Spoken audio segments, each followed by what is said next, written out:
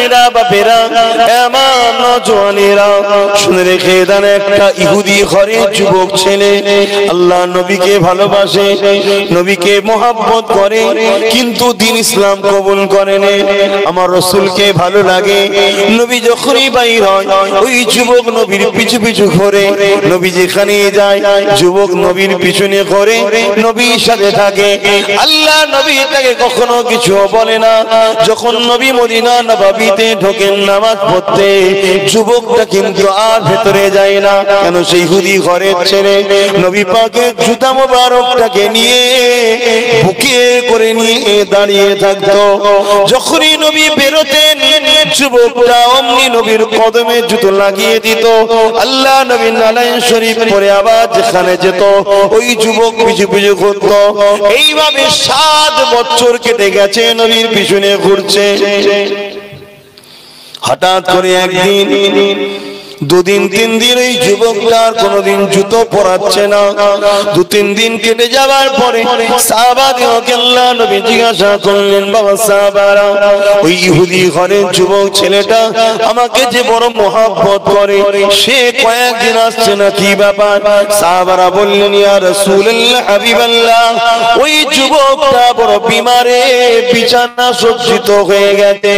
আল্লাহ নবীর চোখ চলো চলো, নবী আমার বলে উঠলেন, সাহাবারে তোমরা আমাকে আগে কেন বললে না? বাবা চলো বাবা, ইহুদি ঘরের যুবকটাকে দেখতে যাবো, বাবা চলো।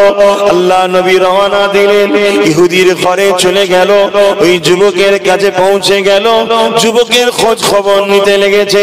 আল্লাহ নবী যুবকের মাথায় যে হাতটা দিয়েছে, দিবার পরে নবী আমার হাতটাকে চট করে টেনে নিয়েছে।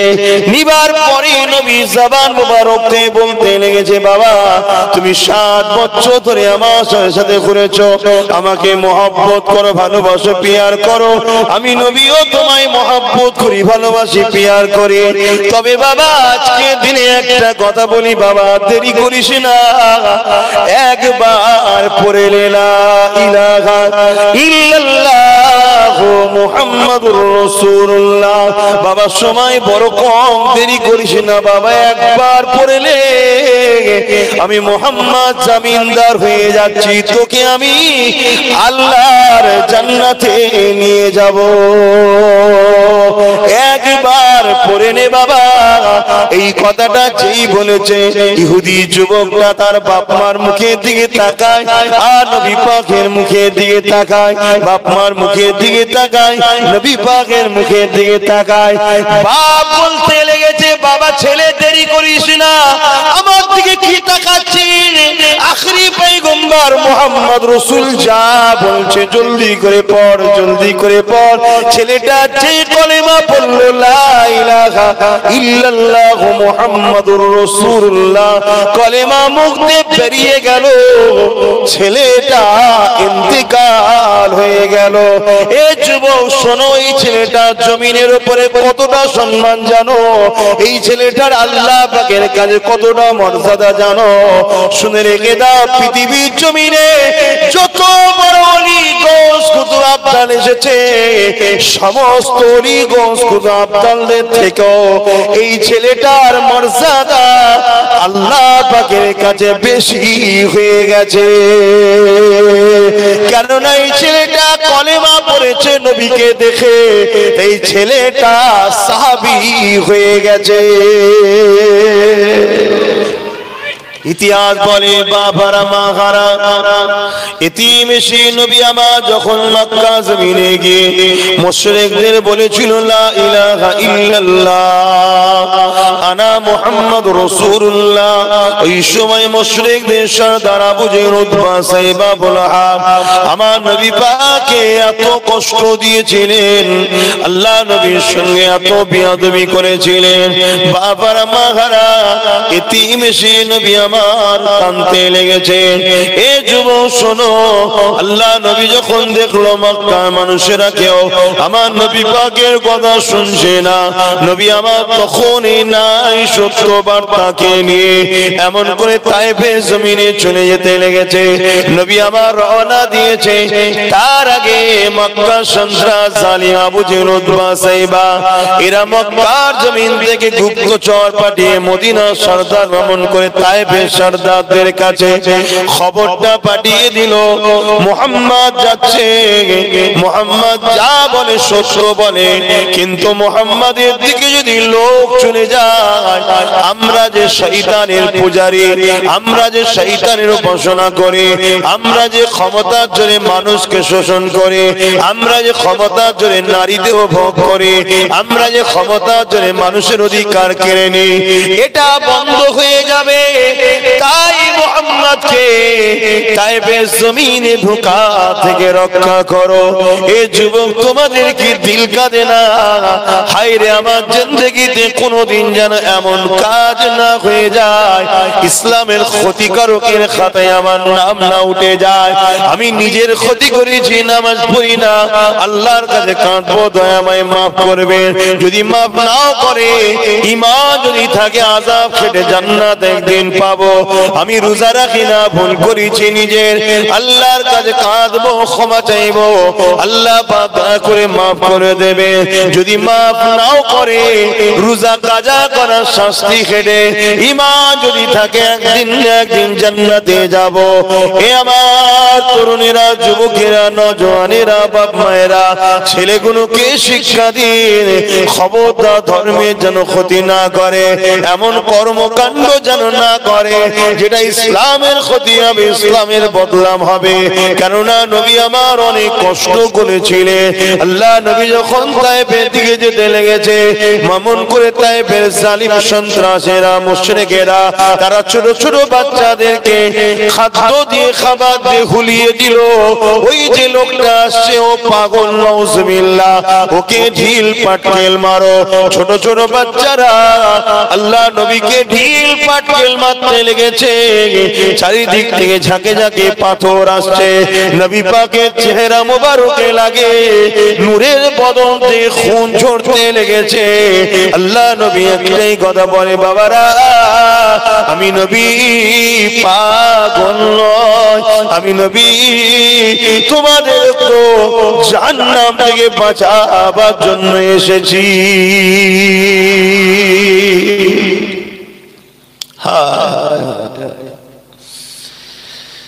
দিনের শেষে কখনো কখনো মনে হয় যে আল্লাহ জাহান্নাম তো বেকার করেনি, খদ্দের তো থাকবে, কিন্তু ভয় হয় খোদা আমি যেন খদ্দের না হয়ে যাই। তোমার এই ভয়টা থাকা দরকার, তোমার এই ভয়টা থাকা দরকার। মরে গেলে হুজুর দিয়েছে মনে হয়, জানাজা পড়ালি মনে হয় বেড়া পার হয়ে যায় নাকি? হুজুর দিয়েছে জানাজা পড়ানো, আলেমদের দিয়েছে দোয়া করানো, খারাপ বলছি না। সারা জীবন ইসলামের বিরোধী করলে, ইসলাম বিরোধী কর্মকাণ্ডকে সহযোগিতা করলে, ইসলাম বিরোধী কর্মকাণ্ডকারীদেরকে সাপোর্ট করলে, তাদের দল করলে, তাদের ঘরে হই হই করতে থাকলে, ইসলাম বিরোধী কর্মকাণ্ডকেও করতে নিষেধ করলে, তাদেরকে গালিগালাজ করলে, তাদেরকে ছোট বড় কথা বললে, দালাল পর্যন্ত অনেকে আমাকে বলে। আপনারা শুনেছেন কি? আপনারা শুনেছেন? আমাকে অনেকে বলে, তাদের বিষয়ে বললে সারা জীবন, আর লাস্টে মরে যাবার পর দোয়া, দোয়া অবশ্যই কাজে লাগে। কারা পাবে? যার পাত্রটা পাক থাকে। পাত্রটা যদি নাপাক হয়ে যায় তো পবিত্র দোয়া নাপাক পাত্রে যায় কি করে? ভাইরা, নওজওয়ানেরা বোঝার চেষ্টা করেন, মানুষ মাত্র ভুল হয়ে যায়, কেননা ইতিহাসের পাতা সাক্ষী দেয় এই জমিনের উপরে অনেক বড় বড় ভুল মানুষ করে ফেলেছে। আল্লাহর কাছে রোনাজারি করেছে, আল্লাহ তাদেরকে কিন্তু ক্ষমা করে দিয়েছে।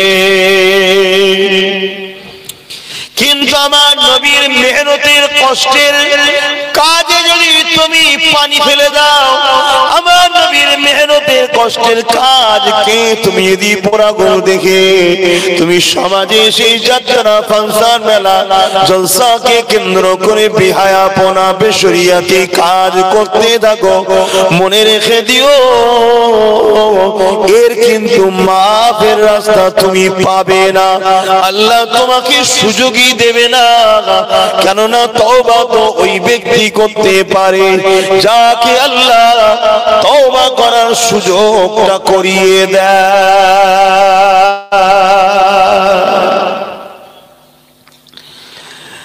আল্লাহ নবীকে যারা মহব্বত করে, আল্লাহ নবীকে যারা প্রিয়ার করে, চলা জীবনে যদিও নিজের কোনো ক্ষতি করে ফেলে, সে কোনোদিন আল্লাহ নবীর দ্বীন ইসলামের ক্ষতি করতে পারে না, বা ক্ষতিকারকের সঙ্গে কখনো দল করা বা উঠা বসা করতে পারে না।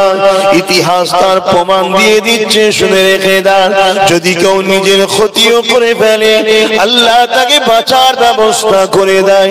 হযরত ফারুক আযম যখন খলিফা হয়েছেন, আর্ধেক পৃথিবীর শাহিনশাহ, তখন তামাম আর্ধেক পৃথিবীতে হুজুরের কথা চলছে, হুজুর রাজত্ব চালাচ্ছে, হুজুরের প্রজারা বড় আনন্দে খুশিতে জীবন কাটাতে লেগেছে। কারণ ইনসাফের পক্ষে যে নেতা হয়, তার সহবতে যারা প্রজারা থাকে তার ছায়াতলে, তারা অবশ্যই নিশ্চিন্তে আনন্দে জীবন কাটাতে পারে। এই যুবকেরা, তরুণেরা, হযরত ফারুক আযম আইন করে দিয়েছে, শরাব যদি কেউ পান করে তাকে কঠিনতম শাস্তি দেওয়া হবে। একদিন একটা যুবক রাস্তা দিয়ে যাচ্ছিল, সে শরাব পান করতে করতে যাচ্ছিল, হঠাৎ করে উল্টো দিক দিয়ে ফারুক আযম কোনো কাজের জন্য যাচ্ছিল। ওই যুবকরা যখন কাছাকাছি এসে গেছে, ফারুক আযম থতমত হয়ে গিয়ে ভয়ে মদের বোতলটাকে পেছনে লুকিয়ে ফেলেছে। ওই সময় ফারুক আযম ওই ছেলেটাকে দেখে কি লুকালো এই ভেবে দাঁড়িয়ে গিয়ে বলে, বাবা ছেলে রে, কি তুমি লুকাতে লেগেছো? এই প্রশ্ন যখনই করেছে, আর ছেলেটা চোখের পানি ছেড়ে দিয়ে আল্লাহ রাব্বুল আলামিনকে দিলে দিলে কথা বলতে শুরু করে দিয়েছে। আমার মালিক আল্লাহ, উমর আমাকে বড় মারবে, উমর ফারুক আমাকে বড় শাস্তি দেবে, আল্লাহ তুমি আমাকে অপমানিত করো না, লাঞ্ছিত করো না, আমাকে একটিবার সুযোগ দাও, আমি তওবা করে নিলাম, আর কোনোদিন শরাব পান করব না।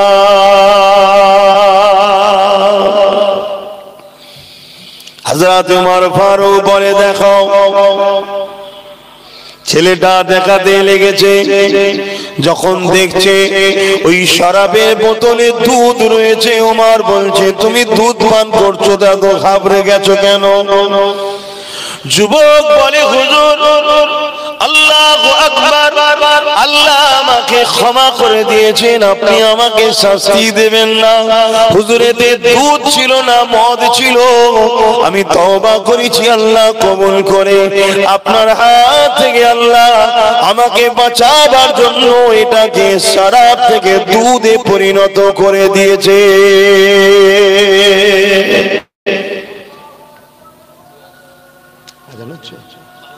আচ্ছা আচ্ছা আচ্ছা, আপনাদের মহল্লে হচ্ছে?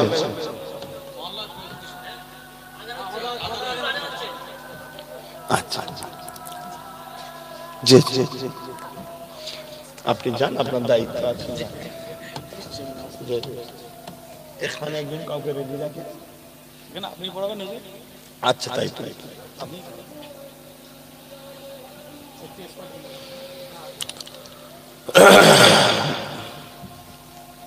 সাল্লাল্লাহু আলাইহি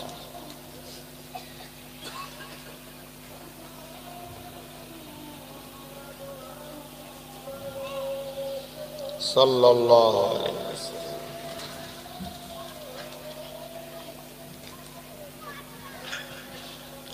আল্লাহ আল্লাহ আল্লাহ আল্লাহ।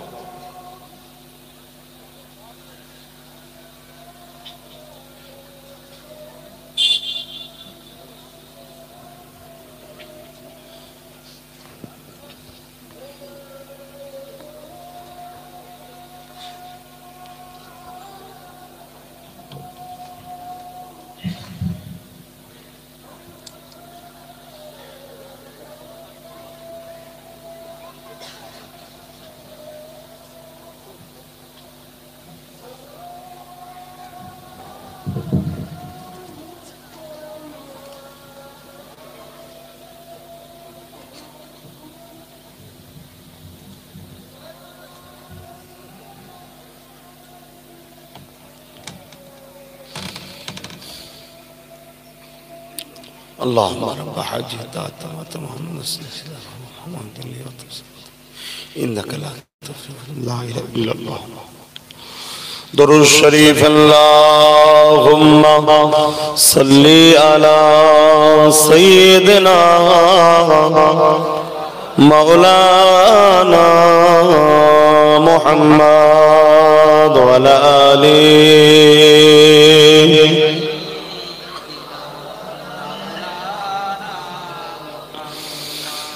बारे बारे भाबी एका বসে নিরালাই রে পাখি হলে উড়ে যেতাম সোনার মদিনায় রে সোনার মদিনায় রে বারে বারে ভাবি একা বসে নিরালাই রে পাখি হলে উড়ে যেতাম সোনার মদিনায় রে সোনার মদিনায় রে। ভাই যে প্রেম করে সে প্রেমের মজা বুঝবে, যে করে না সে বুঝবে না, ঠিক না বেঠিক? এটা স্বাভাবিক। তা কেউ দুনিয়াকে প্রেম করে, কেউ অর্থকে প্রেম করে, কেউ ধন দৌলতকে প্রেম করে, কেউ গাড়ি বাড়িকে প্রেম করে। এক একজনের একটা প্রেম থাকতে পারে। আর যারা মুহাম্মদ রাসূলকে প্রেম করে সাল্লাল্লাহু আলাইহি ওয়াসাল্লাম, তারা দুনিয়ার মানুষের নজরে পাগল, কিন্তু আল্লাহর কুদরতি নজরে তারা হলো জান্নাতের মালিক। জোরে বলুন সুবহানাল্লাহ। তারাই জান্নাতে যাবে। তাই আপনাদেরকে বলবো, সবটার প্রয়োজন আছে, নেন, প্রেম করবেন না। প্রেম আলাদা জিনিস, প্রয়োজনের জন্য মিটানো আলাদা জিনিস। প্রেম মুহাম্মদ রাসূলকে করেন, আর প্রেম যারা করেছে তাদের থেকে শিক্ষা নিন।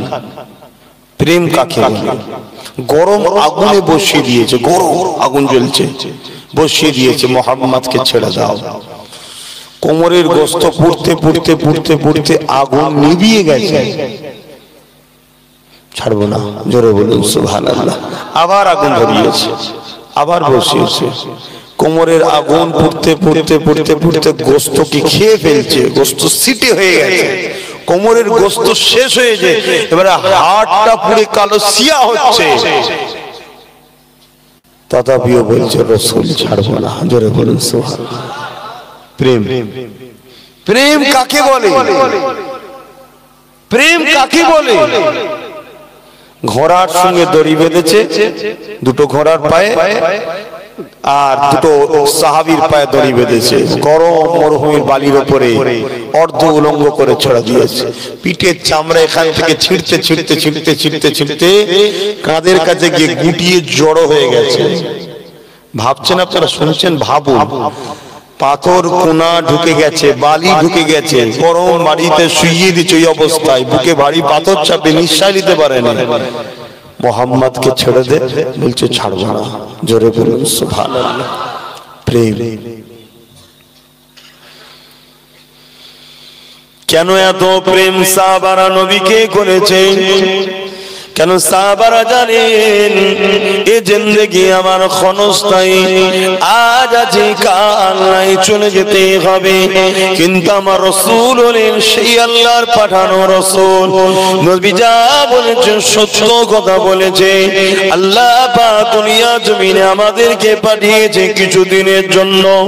এই দুনিয়া জমিনে দুটো রাস্তা আছে, একটা রহমান আল্লাহর রাস্তা, আর একটা শয়তান ইবলিসের শয়তানের রাস্তা। ইবলিসের রাস্তায় কিছুদিনের জন্য চোখের মজা আছে, শরীরের একটু আনন্দ আছে, নফসের একটু শান্তি কিছুদিনের জন্য। তারপরে কিন্তু দুনিয়া তো বরবাদ, আখিরাত তো বরবাদ। আর রহমানের রাস্তায় চলতে গেলে একটু বড় কষ্ট হয়। কেন? তুমি আল্লাহকে ভালোবাসো বলো, আমার আল্লাহ তোমাকে পরীক্ষা করে নেবে।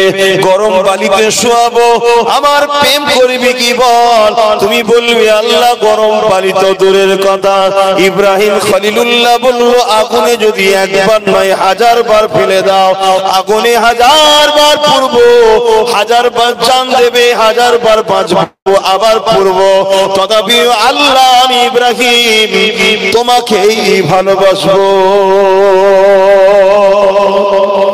টান মেরে নমরুদ ফেলে দিল, আগুনে পড়তে দেরি। আল্লাহ বলছে আগুন পরীক্ষা ইব্রাহিমের কমপ্লিট, ফুলের বাগান হয়ে যায়। মা সাতরা সামনে তার বাচ্চাগুলোকে ফেরাউন গরম তেলে ফেলতে দেরি। আল্লাহ বলল গরম তেলে জান্নাতের শান্তি ওর মধ্যে মা সাতরার বাচ্চাদের জন্য তৈরি হয়ে যায়। নবী বলেন দুনিয়ায় যখন কেউ আল্লাহর প্রেমে নিজের জীবনকে দেয়, আল্লাহর প্রেমে নিজের জানকে উৎসর্গ করে দেয়, ওই যেমন একটা ছোট্ট পিপিলিকা কামড়ালে যতটুকু না কষ্ট হয়, তার জানটা বেরোবার সময় তার থেকে অনেক বেশি, অনেক কম কষ্ট সে পায়। দুনিয়া দেখে তাকে জবাই করছে, দুনিয়া দেখে তার হাত কাটছে, দুনিয়া দেখে তার পা কাটছে, দুনিয়া দেখে তাকে গরম তেলে ফেলছে, দুনিয়া দেখে তাকে ফাঁসিতে ঝুলাচ্ছে, দুনিয়া দুনিয়া দুনিয়া দেখছে। কিন্তু আল্লাহর প্রেমে এত দিওয়ানা হয়ে থাকে, ওই ফাঁসির কাঠ করাতে এমন করে তার উপরে যে জুলুম হচ্ছে, হাত কাটা, পা কাটা, গুলি করা বা জবাই করা, ওই কষ্টটা সে কিছুই বুঝতে পারে না। কেননা সে জানে জান যিনি দিয়েছে তেনার জন্য যাচ্ছে। অতএব আমি আমার মালিক আল্লাহ পাককে দেখতে পাবো।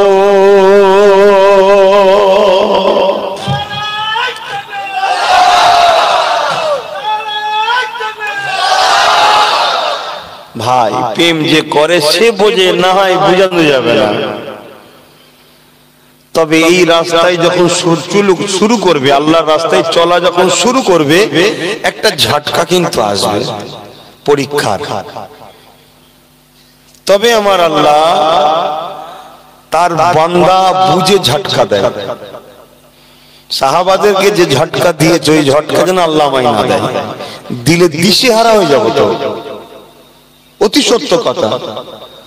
তা তোমাদের ঘরেও আল্লাহ ওই ঝটকা দেবে না যে ঝটকা রাবিয়া বাসরিকে আল্লাহ দিয়েছিল, যে ঝটকা আল্লাহ গরিবের নওয়াজকে দিয়েছিল, যে ঝটকা আল্লাহ ফুরফুরার শায়েখ নবানার মুজাদ্দিদ হুজুরকে দিয়েছিল। আল্লাহ বান্দা দেখে দেয়, আমাদেরকে সামান্য একটু দেয় আল্লাহ। অতীত আমরা ফেল, ওইটাই পাস করতে পারছি না, অথচ বলি প্রেম করি। অত সহজ। তোমরা প্রেমের পরীক্ষা নাও না? প্রেমের পরীক্ষা তোমরা নাও না একে অপরের সাথে? আমায় যদি ভালোবাসে দেখি আমার এই কথাটা মানে কিনা। তুমি নাও না, আমায় যদি ভালোবাসে কথাটা মানে কিনা। অথচ তোমার আমার পরীক্ষা নেবার কোনো অধিকারই নাই, তারপরও নিই আমরা দুনিয়ার স্বার্থে প্রেম। যে আল্লাহ আমাদেরকে সব দিল, চোখ দিল, কান দিল, হাত দিল, নিঃশ্বাস দিল, অস্তিত্ব দিল, বাঁচিয়ে রেখেছে, সেই আল্লাহ পরীক্ষা নেবে না? আল্লাহ কাউকে গরিব বানিয়ে পরীক্ষা নাই, কাউকে আবার আল্লাহ ধনী বানিয়ে পরীক্ষা নাই। গরিবের 5টা সন্তান ছেলে মেয়ে, আর ধনীর একটা, দ্বিতীয় কেউ নেই বা একটাও নয়। আল্লাহ আমি গরিব, আমি কি করে নিজে খাবো তার ঠিক নাই, আবার তুমি 5টা দিলে, এটা তোমার জন্য আল্লাহ পাকের বড় পরীক্ষা। বান্দারে তুই যদি সত্যি আমাকে বিশ্বাস ও ভালোবাসি, কেন তুই বললি না রিজিকের মালিক আল্লাহ তুমি, আমি নয়? যদি তুমি আমার কপালে ডাল ভাত রাখো আলহামদুলিল্লাহ, একদিন রাখো একদিন না রাখো আলহামদুলিল্লাহ। ওগো আল্লাহ তুমি আমার জন্য যেটাই রেখেছো আলহামদুলিল্লাহ। কেন আমি তো আমার নয়, আমি আল্লাহ তোমারই। এই জিন্দেগি তো আমি বানাইনি, এই রূহ তো আমি সৃষ্টি করিনি, এই রূহ তো আল্লাহ তোমার, এই হাত দুটো তো আমি বানাইনি, আল্লাহ তুমি বানিয়েছো। এই জিন্দেগিটা তো আমি বানাইনি, আল্লাহ তুমি দিয়েছো। খিদার জ্বালা পেট, এই পেট তো আমি বানাইনি, আল্লাহ তুমি দিয়েছো। এই পেট খিদার জ্বালায় জ্বলবে কি নিবারণ হবে? তুমি যেটা চাইবে সেটা হবে। তুমি যদি চালিয়ে খুশি হও আমার কি যায় আসে, কেননা আমার তো নয়, আমাকে ব্যবহার করতে দিয়েছো মালিক। ও আমার আল্লাহ তুমি আমাকে যেহালে রেখেছো সেহালে খুশি হব। আর কাউকে যদি আল্লাহ ধন দৌলত দেয়, তিনারও তো বাবা দরকার। আল্লাহ আমাকে ধন দৌলত দিয়েছে পরীক্ষার জন্য, আমি তো কিছুই নিয়ে আসিনি, সবটা আমার আল্লাহ পাকে। আল্লাহ দিয়েছে যখন নিজে খরচ তো করবই, নিজের মা বাপের পেছনে খরচ করব, স্ত্রী বাচ্চার পেছনে খরচ করব, পাশাপাশি আল্লাহকে পাওয়ার জন্য নবী বললেন অনেক রাস্তা আছে, তার মধ্যে থেকে সহজ সরল উত্তম একটা রাস্তা হলো আল্লাহর সৃষ্টির মধ্যে যারা অসহায় গরিব মানুষ তাদেরকে সেবা করো। যে আল্লাহর অসহায় সৃষ্টি বান্দার সেবা করবে, কিয়ামতের দিনে তুমি আমি যখন অসহায় হয়ে যাব, নিরুপায় হয়ে যাব, আমার আল্লাহর রহমত তখন তোমার আমায় ঘিরে নেবে। এই তো জিন্দেগি, কিন্তু আমরা ভুলে যাচ্ছি। আল্লাহ আমাকেও হিদায়াত করুক, আপনাদেরকেও হিদায়াত করেন, বলুন আমিন। ভুল হয়ে যায় মানুষ মাত্র, কিন্তু তওবা করতে হবে বাবা। বাকি জীবন যতদিন আছেন চেষ্টা করুন ভালো হবার, বাকি জীবনটা ভালো করে কাটান। আল্লাহ নবীকে মহব্বত করেন, আল্লাহ নবীকে মহব্বত করলে আল্লাহ খুশি হবে। যদি আল্লাহর সৃষ্টিকে ভালোবাসলে এত বড় দরজা পাওয়া যায়, আল্লাহর সৃষ্টির উপরে মহব্বত দেখালে এত বড় দরজা পাওয়া যায়। আল্লাহর সৃষ্টির মধ্যে সর্বশ্রেষ্ঠ আল্লাহর বন্ধু মুহাম্মদ রাসূল, সেই নবীকে যারা প্রেম করেছে তারা কতটা সম্মান পাবে। হাদিসের মধ্যে রয়েছে, যুবকেরা, তরুণীরা, বাপেরা, আমার নওজওয়ানেরা শুনে রেখে দেন, একটা ইহুদি ঘরে যুবক ছেলে আল্লাহ নবীকে ভালোবাসে, নবীকে মহব্বত করে, কিন্তু দ্বীন ইসলাম কবুল করেনি। আমার রাসূলকে ভালো লাগে, নবী যখনই বাইর হয় ওই যুবক নবীর পিছু পিছু ঘোরে, নবী যেখানে যায় যুবক নবীর পিছনে ঘোরে, নবীর সাথে থাকে। আল্লাহ নবী তাকে কখনো কিছু বলে না।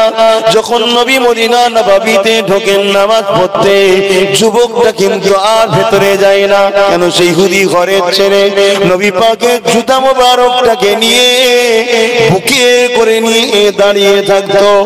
যখনই নবী বেরোতেন যুবকটা অমনি নবীর কদমে জুতো লাগিয়ে দিত।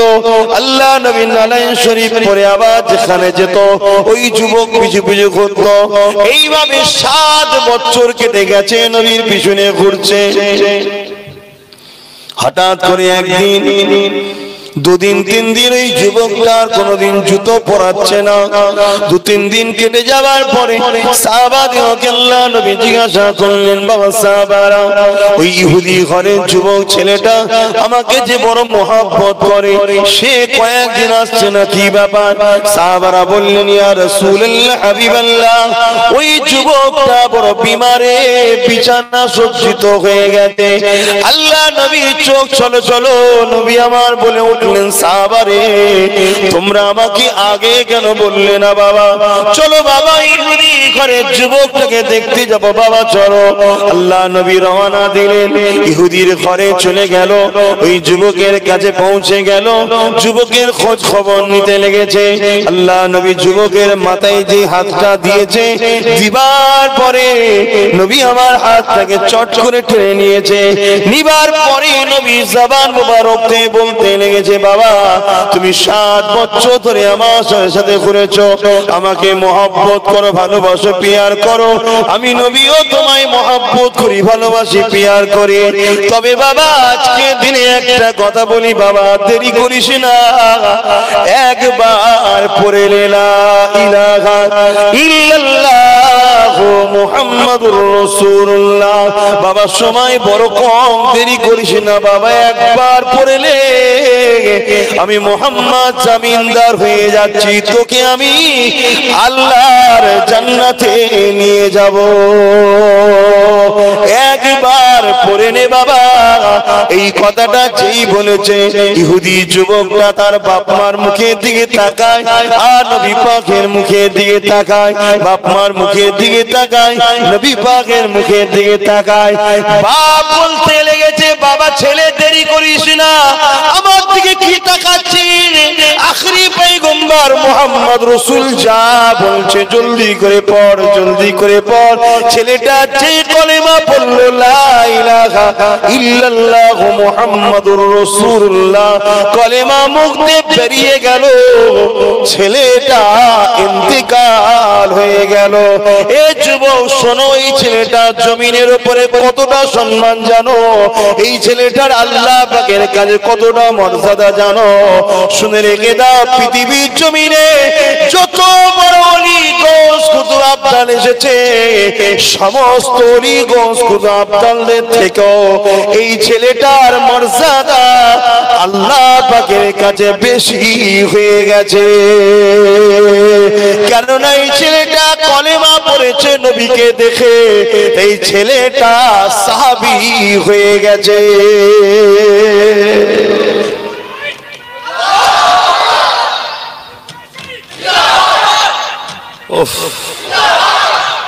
আল্লাহ ভাবেন আমার ভাইরা, মহব্বত জাহান্নামের ঘরে, জাহান্নাম থেকে টেনে ওকে একদম শেষ সময়ও জান্নাতে নিয়ে গেল। মহব্বত কার?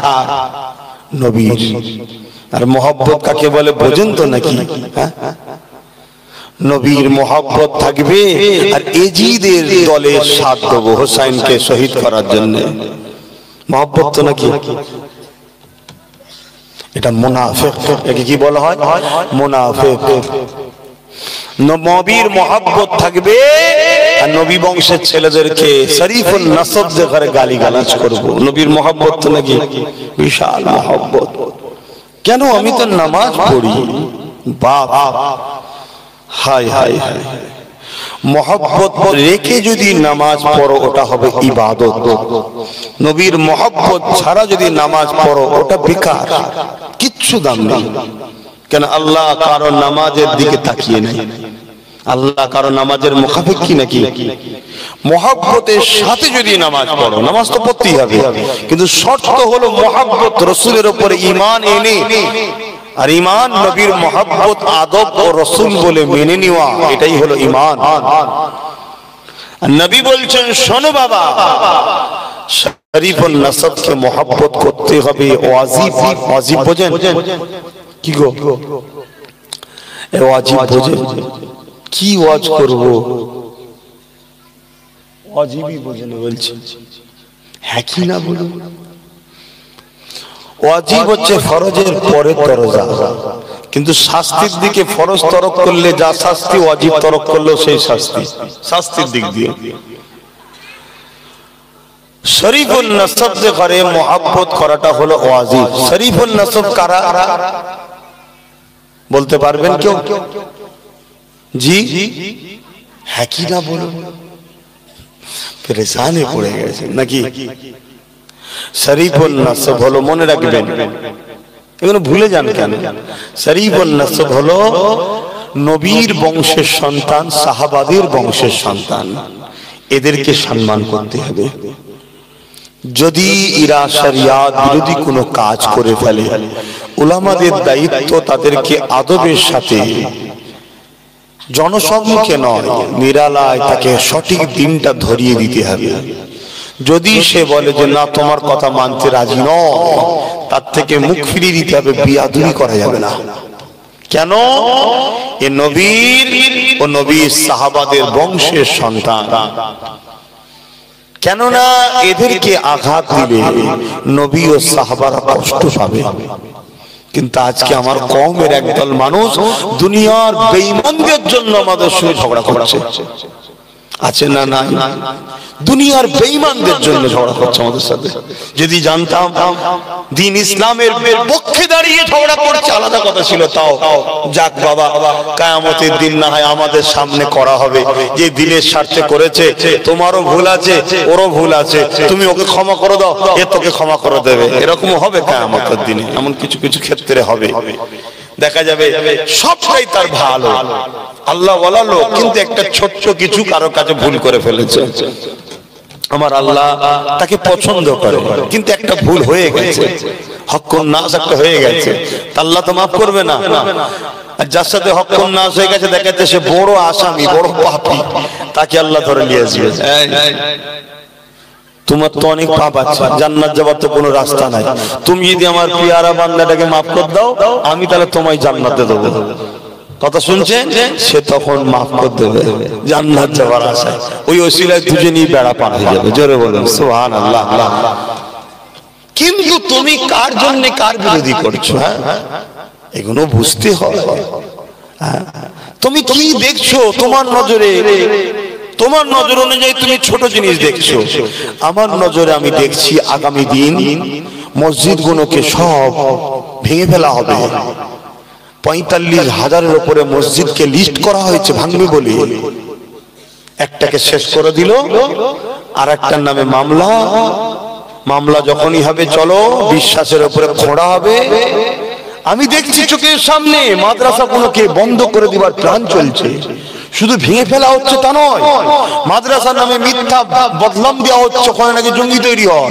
উদ্দেশ্য কি? মহল তৈরি করা হচ্ছে, অমুসলিম ভাইদের কাছে মাদ্রাসা সম্বন্ধে খারাপ মেসেজ দেওয়া হচ্ছে, দিয়ে দিয়ে দিয়ে দিয়ে মাদ্রাসাগুলোকে বন্ধ করে দেয়। কেন? ইসলামিক কালচার গুলোকে মিটিয়ে দাও। কেন? ইসলামিক কালচার এমন একটা লাইট, ইসলাম বিরোধী কালচারের লোকেরা ইসলামের কালচারকে দেখে দিবানা হয়ে আজও কোটি কোটি মানুষ ইসলামের দিকে চলে আসছে। জোরে বলুন সুবহানাল্লাহ। তাই একদল দোকানদারেরা যারা ইসলাম বিরোধী দোকান খুলেছে, ওদের দোকানের খদ্দের টিকাবার জন্য ইসলামের সম্বন্ধে মিডিয়া ওদের হাতে তার দ্বারা নানা রকম মেসেজ দেওয়া হচ্ছে। কোন কোন জায়গায় বোলডুজার দিয়ে জোর করে ভাঙা হচ্ছে, কোন কোন জায়গায় আবার প্ল্যান করে ঠান্ডা মাথায় মুসলিম দরদি সেজে আছে। এদিকে মাদ্রাসার শিক্ষকগুলোকে নিয়োগ বন্ধ করে দিয়েছে। মাদ্রাসাতে শিক্ষক না দেওয়া হয়, শিক্ষক না দিলে স্বাভাবিক ছাত্র দেবে না। বলে যে মাদ্রাসায় শিক্ষক নেই, সেই মাদ্রাসায় কেউ ছাত্র দেবে? দেবে না। যখনই ছাত্র থাকবে না, তাহলে মাদ্রাসাটা কি চলবে? বন্ধ হবে। বন্ধ হয়ে গেলে মানুষ ভুলে যাবে, আস্তে আস্তে আস্তে জঙ্গল হবে, গাছ হবে, ধ্বংস হয়ে যাবে। লক্ষ্য একটাই, মুস্তাফা দিনকে মিটিয়ে দাও। আমি দেখছি যারা মিটাচ্ছে তাদের পিছনে রাজ ক্ষমতা আছে, আমার পিছনে রাজ ক্ষমতা নাই। আমি তাদের সঙ্গে শুধু বক্তব্য জোরে পারবো না, লোহাকে কাটতে গেলে লোহা দরকার, তাই আমারও দরকার ক্ষমতা। এই কথা যখন বলছি, সমস্যা কি হচ্ছে?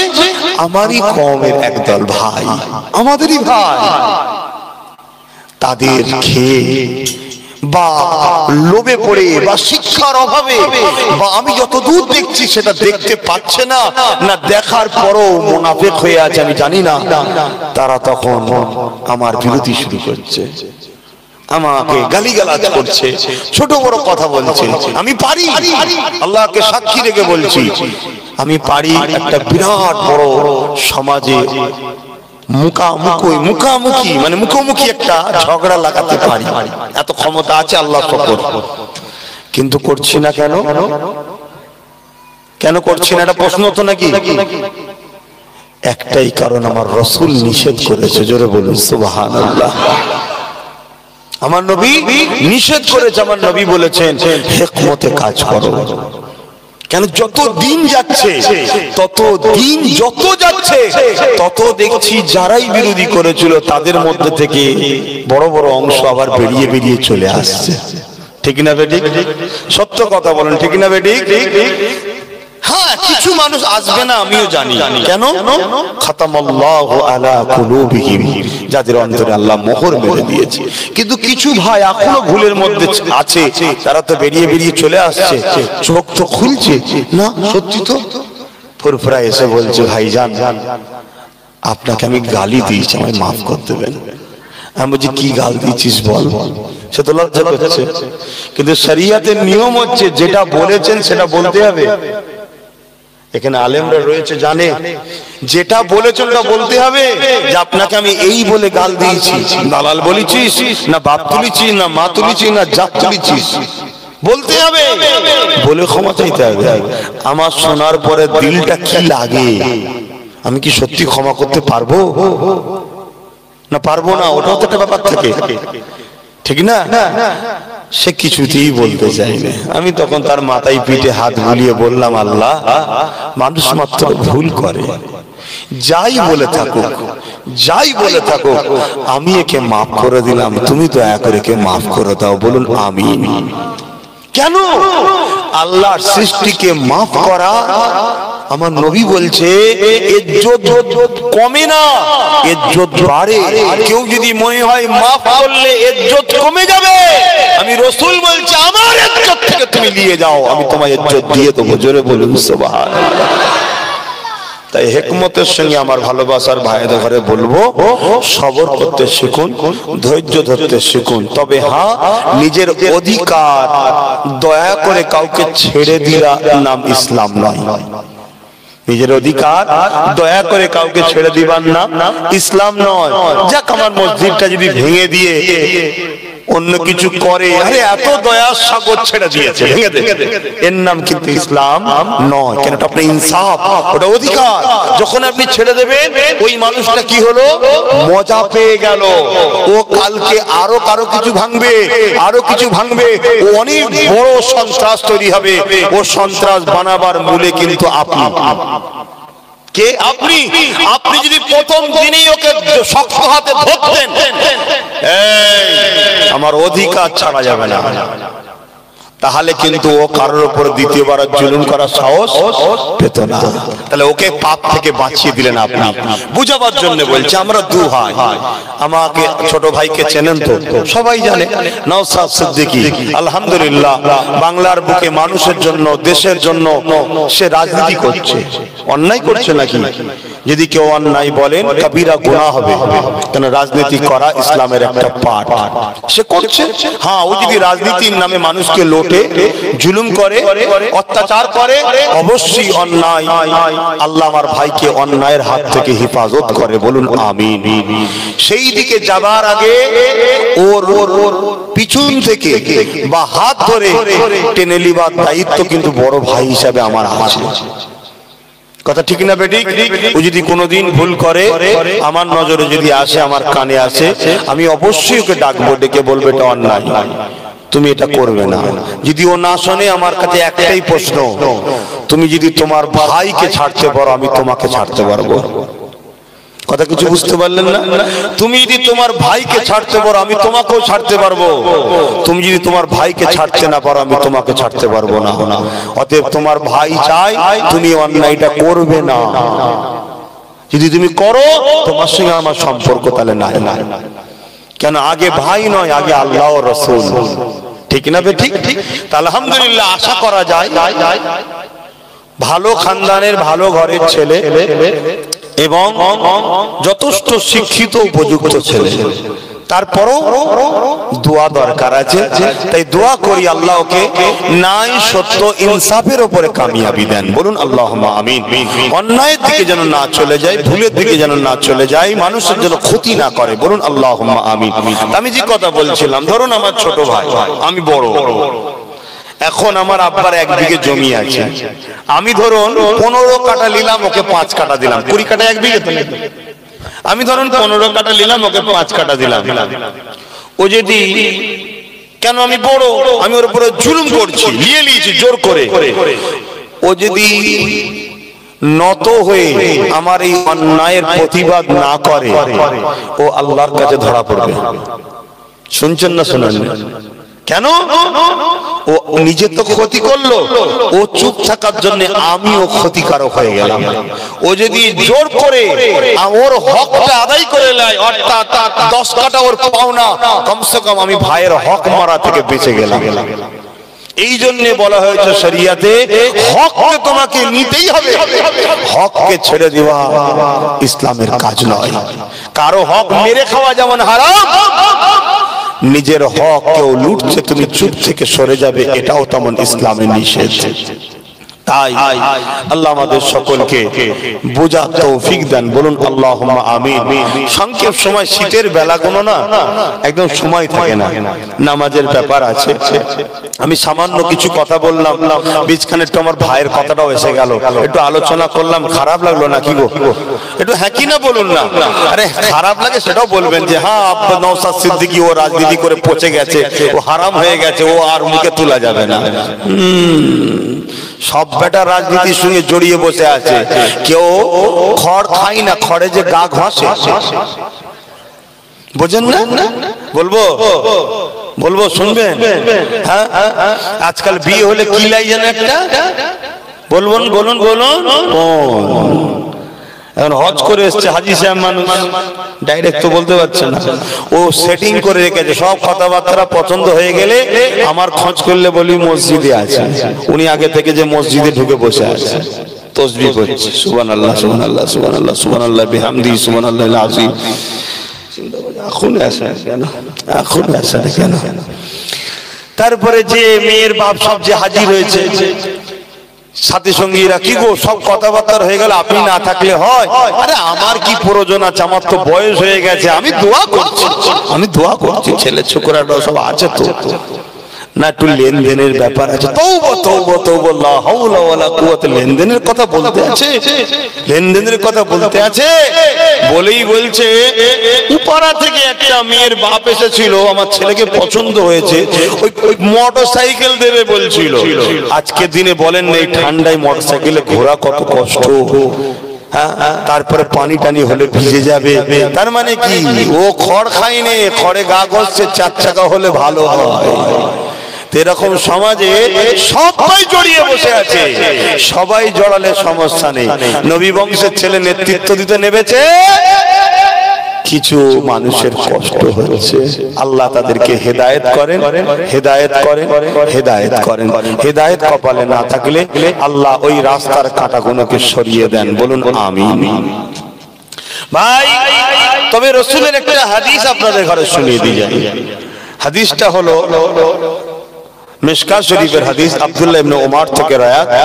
আল্লাহ নবী সাহাবাদেরকে জানাচ্ছেন, শোনো বাবা সাহাবারা, কিয়ামতের শেষ দিন পর্যন্ত আমার উম্মতদেরকে জানিয়ে দেবে, নেতৃত্ব কিন্তু কুরাইশরা দেবে, আর কুরাইশের নেতৃত্ব ছাড়া অন্য কারো নেতৃত্ব মানবে না। একদিন উজুর পানি ছিল না, তায়াম্মুমে কাজ মিটিয়েছে, উজুর পানি যখন এসে গেছে আর তায়াম্মুম চলবে, কুরাইশ নেতৃত্ব দেয়নি, ওইদিকে নাবেনি। আজ যখন নেবেছে, তার পিছনে থাকাটা দায়িত্ব মনে হয়, কে থাকবেন না থাকবেন নিজের ইচ্ছা। কিন্তু একটা বিষয় কথা এসতে গিয়ে একটু বললাম, আপনারা কি কষ্ট পেলেন? একটু পেয়ে থাকলে বলবেন, আমি তাহলে পরে কোনো জায়গায় আর তুলতেই যাবো না, একদম সিলোটেপ দিয়ে বসে থাকবো। যে বা ভাইরা, বুঝাবার জন্য একটা কথাকে টানলাম, সেটা হলো কি, হক। আমার ভাই যদি আমার হক মেরে নেয়, বা আমি যদি ভাইয়ের হক মেরে নিই, যে হক মারবে সে তো ক্ষতিকারক। এই মাঠটাকে কেউ যদি সহজে ছেড়ে দেয়, জানবে সেও ইসলামের ক্ষতি করলো। সমাজে পাপ হচ্ছে দেখছে, কেউ যদি চুপ থাকে, যে পাপ করছে সে তো ক্ষতিকারক, যদি কেউ চুপ থাকে সেও কিন্তু ক্ষতিকারক সেও আল্লাহর কাছে জবাব দিতে হবে। কেন আল্লাহ আমাদের কোরআনে বলেছেন কুনতুম খায়রা উম্মাতিন উখরিজাত লিন-নাস তা'মুরুনা বিল মারুফ ওয়া তানহাউনা আনিল মুনকার। ভালো কাজ করো, ভালোর সাথে থাকো, ভালো সাথ দাও, ভালোকে প্রতিষ্ঠিত করো, অন্যায় করো না, অন্যায় সাথ দিও না, আর অন্যায় দেখলে হাত দিয়ে রোকো। ক্ষমতা নাই হাতে না, মুখ দিয়ে প্রতিবাদ করো, ক্ষমতা নাই মুখে না, কমসে কম অন্যায়কে ঘৃণা করো, অন্যায় দেখে অন্যায়কে সাপোর্ট করো, অন্যায়ের সঙ্গে থাকো, কোনো অ্যাঙ্গেলে চলবে না। শুনছেন? আর যদি এই তিনটের মধ্যে কোনোটা না পাওয়া যায়, আল্লাহ রসুল বলছেন সরষে দানা পরিমাণ ও তার মধ্যে ঈমান আছে, ভেবো না সে বেঈমান। প্যান্ট শার্ট পরেছে বেঈমান নয়, দাড়ি ছেড়েছে বেঈমান নয়, নামাজ কাজা করেছে বেঈমান নয়, রোজা কাজা করেছে বেঈমান নয়, গান শুনেছে বেঈমান নয়, গুনাহগার। বেঈমান বলতে পারবে না, গুনাহগার। কিন্তু অন্যায় দেখেছে, তিনটের মধ্যে কোনো একটা যদি বৈশিষ্ট্য না থাকে সে বেঈমান। রাসূল বলছে, আমার বাপ নয়, দয়ার নবী বলছে কি, অন্যায় দেখলে হাত দিয়ে রোকো, ক্ষমতা নাই, মুখ দিয়ে প্রতিবাদ করো, ক্ষমতা নাই, কমসে কম তাদেরকে ঘৃণা করে তাদের থেকে দূরে সরে যাও। এইটাও যদি না থাকে, রাসূল বলছে ঈমান নাই। আজকে চোখের সামনে আমরা দেখছি অন্যায় হচ্ছে না হয়নি, মাদ্রাসা কোনো নিয়ে নাটক চলছে না চলে না, মসজিদের আজানের নামে কেস হচ্ছে না হয়নি, মসজিদ নিয়ে নাটক চলছে না চলে না, বোরখা পরা মেয়েগুলো, নেকাব পরা, হেজাব পরা মেয়েগুলো স্কুলে গেলে বার করে দেওয়া হচ্ছে না হয়নি। এটা নাই না অন্যায়? এই অন্যায়ের সঙ্গে যে বা যারা জড়িয়ে আছে এদের প্রতিবাদ হাত দিয়ে ক্ষমতা থাকলে রোকো, ক্ষমতা হাতে নেই, মুখ দিয়ে রোকো, মুখে নেই, তাদেরকে ঘৃণা করে থেকে সরে যাও। যদি না সরতে পারো, জাহান্নামে যাওয়ার জন্য তৈরি হও। কেন বেঈমান কোনোদিন জান্নাত যাবে না, গুনাহগার জান্নাত যাবে, গুনাহগার জান্নাত যাবে, গুনাহগার জান্নাত যাবে। কেন? গুনাহ করেছে, গুনাহ মাফ করিয়ে আল্লাহ জান্নাতে দেবে যদি ঈমান থাকে। বেঈমান কোনোদিন জান্নাতে বলুন বলুন যাবে না। আমার আলোচনায় আপনাদের কষ্ট লাগছে, ব্যথা হচ্ছে, তাহলে সংক্ষেপ করে দিন, বেকার কষ্ট দিয়ে লাভ নেই। মন খারাপ করে সব বসে আছে। যে মুরব্বী আপনি কি বলছেন?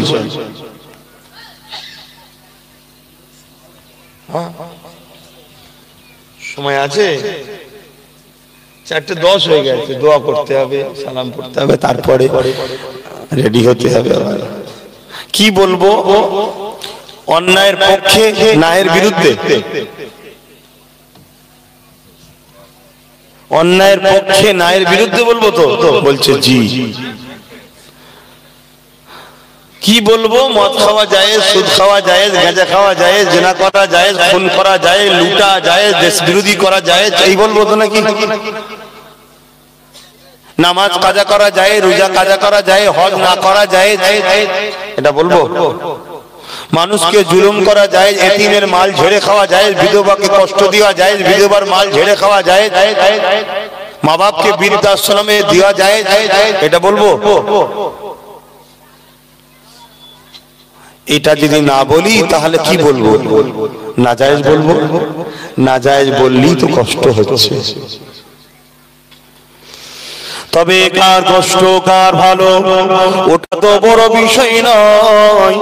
আমি যদি আল্লাহর জন্য প্রচার করি তাহলে আমার মনে রাখতে হবে, দুনিয়া আমাকে যদি ছেড়েও দেয়, দুনিয়া আমাকে যদি দাওয়াত নাও করে, দুনিয়া আমাকে যদি অপমানও করে, দুনিয়া আমাকে যদি ক্ষতিও করতে চায়, দুনিয়া যদি আমাকে আঘাতও দিতে চায়, দুনিয়া যদি আমাকে গালি দিতে চায়, দুনিয়া যদি আমাকে মিথ্যা বদনাম দিতে চায়, দুনিয়া যদি আমাকে দালালও বলতে চায়, যা খুশি বলো, যদি আমি আমার আল্লাহর জন্য কাজ করে থাকি তাহলে দুনিয়ায় কে কি বলছে আমার দেখার দরকার নাই।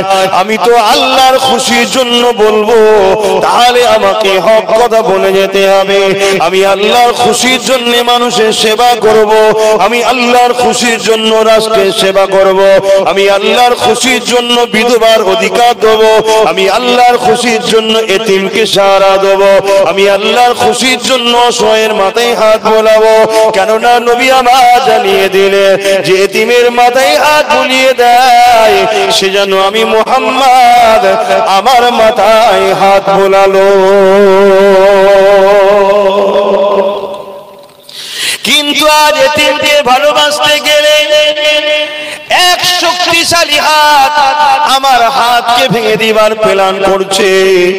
তাই আমাকেও সেই হাত তৈরি করতে হবে যে হাত আমার হাত ভাঙতে আসছে, ওই শক্তিশালী হাত আমাকেও করতে হবে।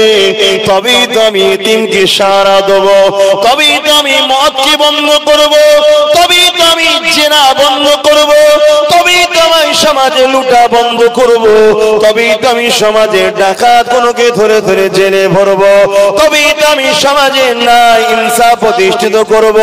এখানে দোয়া করে সুদের কারবার বন্ধ করা যায় না, এখানে দোয়া করে এতিমের অধিকার ছেড়ে খাওয়াকে বন্ধ করা যায় না, এখানে দোয়া করে বিধবাদের অধিকার ছেড়ে খাওয়াকে বন্ধ করা যায় না।